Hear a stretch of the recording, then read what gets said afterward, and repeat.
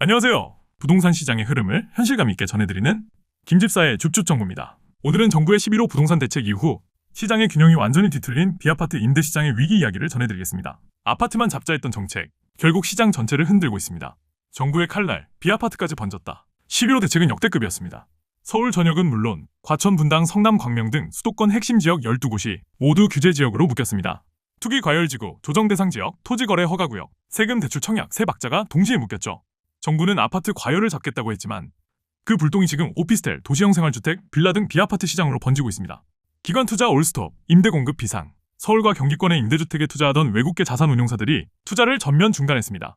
모건 스탠리, KKR 같은 글로벌 기관들조차 이제는 수익을 예측할 수 없다며 임대주택 펀드 계획을 접었습니다. 왜일까요?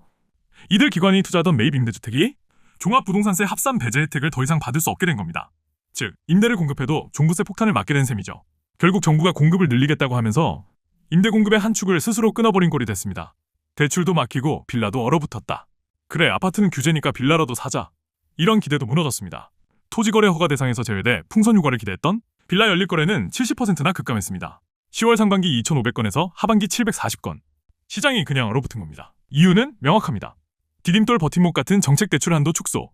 신혼부부 대출은 4억에서 3.2억, 신생아 가구는 5억에서 4억으로 줄었고 전세 대출도 수도권 기준 3억에서 2.5억으로 줄었습니다. 실수요자조차 돈을 못 빌리니 시장은 더 얼어붙은 거죠. 공급은 줄고 불확실성은 커졌다. 임대사업자들은 엑시트 회수 불가능에 비명을 지르고 있습니다. 언제 어떤 규제가 또 나올지 모르기 때문입니다. 한 자산운용사 관계자는 이렇게 말했죠. 지금 대책은 공급을 늘리는 게 아니라 수요를 막는 데 초점이 맞춰져 있다. 결과적으로 부작용과 불확실성만 커지고 있다는 겁니다. 정부는 LH를 통한 신축 매입 임대 확대 등 비아파트 활성화 대책을 내놨지만 그 위에 또 다른 규제를 덮으니 효과가 전혀 없습니다. 시장은 냉각, 정치권은 공방, 시장은 혼란입니다.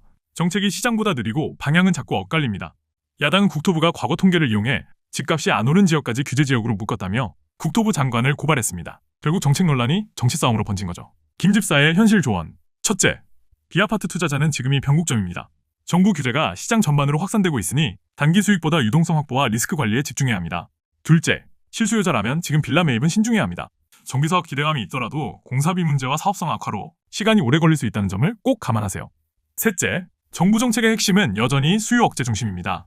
이 흐름이 바뀌지 않는 한 비아파트 시장의 회복은 단기간 어렵습니다. 아파트를 잡으려던 규제가 결국 임대시장과 비아파트까지 얼려버렸습니다.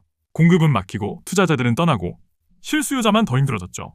풍선 효과는 이미 터졌고 그 바람은 시장 전체로 번지고 있습니다. 이제 필요한 건 규제가 아니라 균형입니다.